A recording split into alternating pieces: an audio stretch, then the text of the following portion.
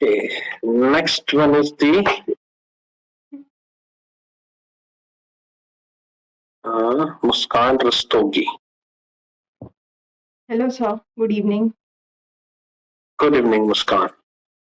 Okay, start करें मुस्कान? Yes, sir. Okay. चलिए अपने बारे में कुछ बताइए. Sir, I'm Muskan Rastogi. I'm a young enthusiastic aspirant and I'm sure that I'll be very useful for bank.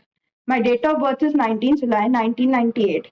This date is also significant because on this date, 14 banks got nationalized in 1969 by a then Prime Minister Srimati Indira Gandhi ji. I'm from Ghaziabad. Ghaziabad is also known as the Gateway of Uttar Pradesh. In recently 2020, I have completed my graduation. I have done electronics and communication engineering. In my fourth year, I have also completed my one internship from an IT company named as Exceedence. We are three members in my family: my mother, who is a homemaker, my father, who is a businessman, and me, who is trying to accomplish her dreams. Okay, so आपने अभी nationalisation of banks के बारे में बात की. Yes, sir. So government तो उसके बिल्कुल अगेंस्ट हो रही है इस टाइम पे, नेशनलाइजेशन का उल्टा जस्ट चल रहा है, तो क्या ओपिनियन है उस पे आपका? सर अभी तो है, लेकिन 1969 में तब बैंकों की हालत अच्छी नहीं थी, तब नेशनलाइजेशन की जरूरत थी. 1969 से पहले सिर्फ स्टेट बैंक ऑफ इंडिया ही एक ऐसा बैंक था जो पब्लिक सेक्टर अंडरटेकिंग था, और तब ब्रिटिशर्स मतलब पुराने हमारे बैंक्स थे, तो मतलब इम्बैलेंस था बहुत ज्यादा. आज के डेट में रीजनल इम्बैलेंस नहीं है जो पहले के टाइम पे था. आज रूरल एरिया में भी ब्रांचेस हैं, शहरों में भी ब्रांचेस हैं, हर जगह ब्रांचेस है, लेकिन तब रीजनल इम्बैलेंस था. और तब प्रायोरिटी सेक्टर लेंडिंग नाम की चीज नहीं थी, मतलब एग्रीकल्चर को लोन नहीं मिलता था, सिर्फ ट्रेड के लिए लोन मिल गया या बड़े बड़े बिजनेसमैन को लोन मिल गया. लेकिन आज प्रायोरिटी सेक्टर लेंडिंग है, तो उस सेक्टर में इम्बैलेंस नहीं है, तो इसलिए पहले नेशनलाइजेशन की जरूरत थी ताकि गवर्नमेंट अपने पास लेके हर चीज इक्वल रख सके. तो अभी फिर जरूरत नहीं है नेशनलाइजेशन की, अभी इसलिए प्राइवेटाइज करने की बहुत जरूरत आ गई.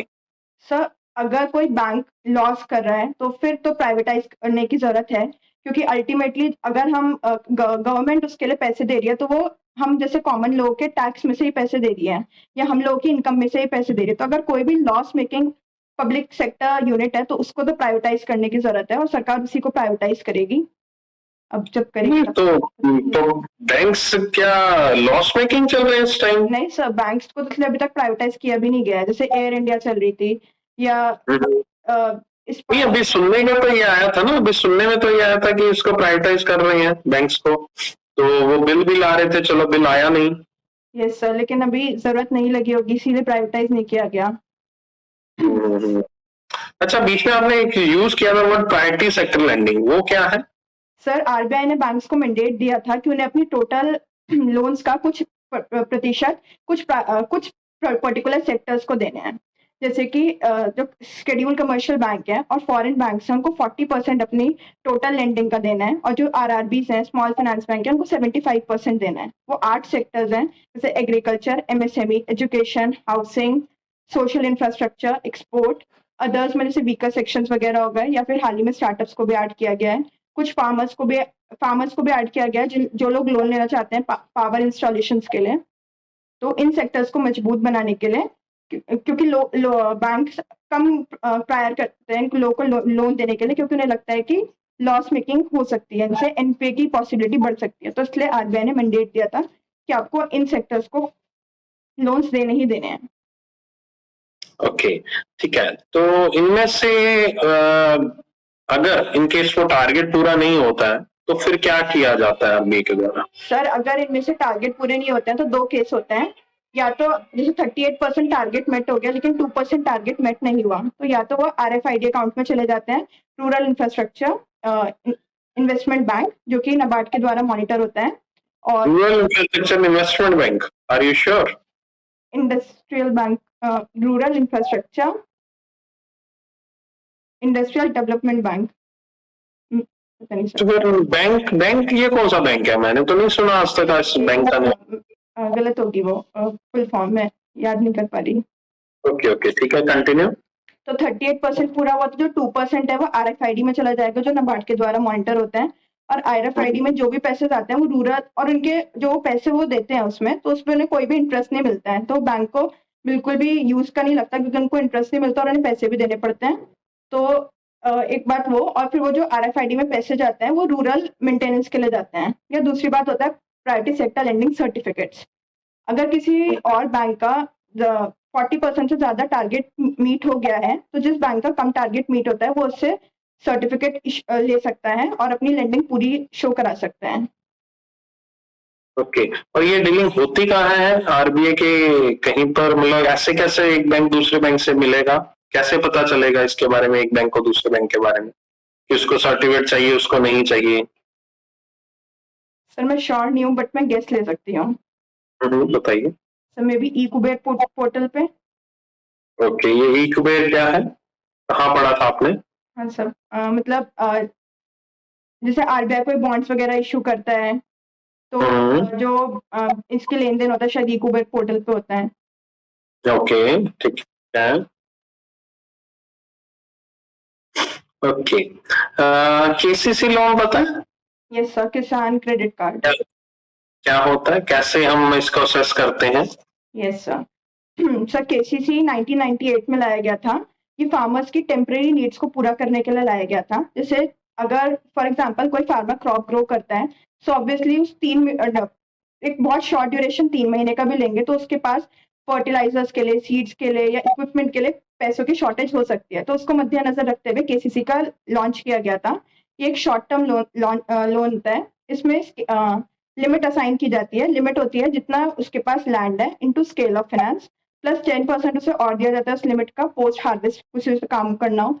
20% उसे और दिया जाता है इंश्योरेंस के लिए और भी बहुत सारे इंश्योरेंस दिए जाते हैं उन्हें, जैसे इक्विपमेंट के लिए या फिर एक्सीडेंटल इंश्योरेंस वगैरह।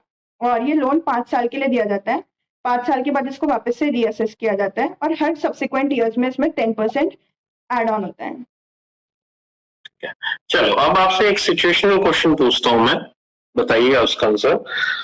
आपको हमने बैंक में जॉब दे दी, आप सीट पर बैठे हैं अपनी, एक कस्टमर आता है, वो कहता है कि मैम मुझे फिक्स डिपॉजिट करवाना है, ठीक है, 10 लाख रुपीस का, एंड रेट ऑफ इंटरेस्ट आपने बोला कि रेट ऑफ इंटरेस्ट 6% है, ठीक है, तो 6 तो नहीं है, चलो हम मान लेते हैं 6% आपने बोला।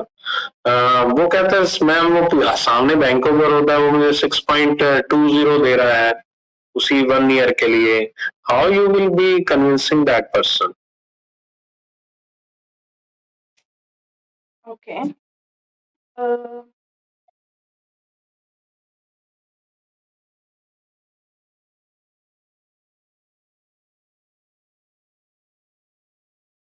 ओके, तो सर मैंने बताऊंगी कि सर मैं अपने बैंक का ही वो कर सकती हूँ इसमें तो, कि आप एसबीआई से कराओगे तो सर इस बात में मतलब 6 और 6.2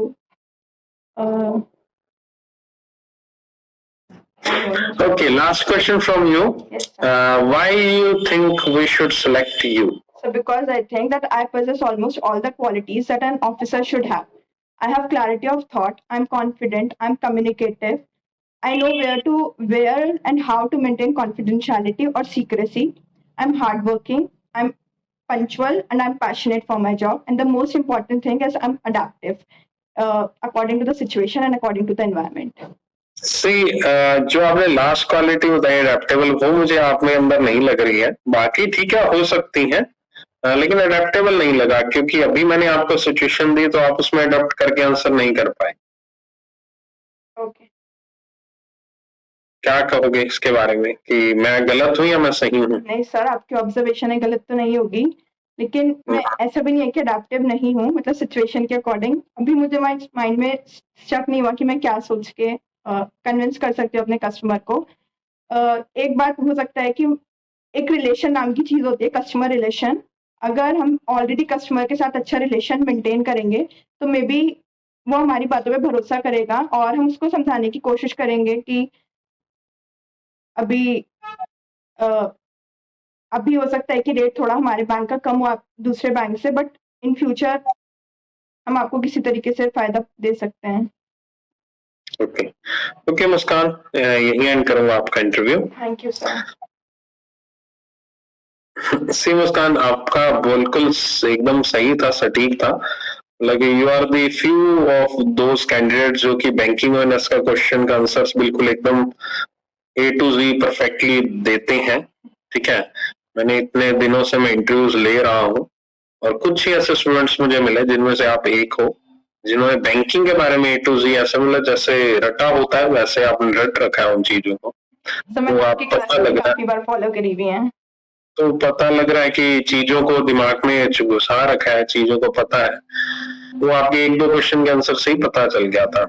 फिर मुझे यही लगा कि चलो ठीक है, पढ़ाई में तो ठीक है इंसान, अब देखते हैं किस तरह की सिचुएशन को संभालेगा कि संभालेगा।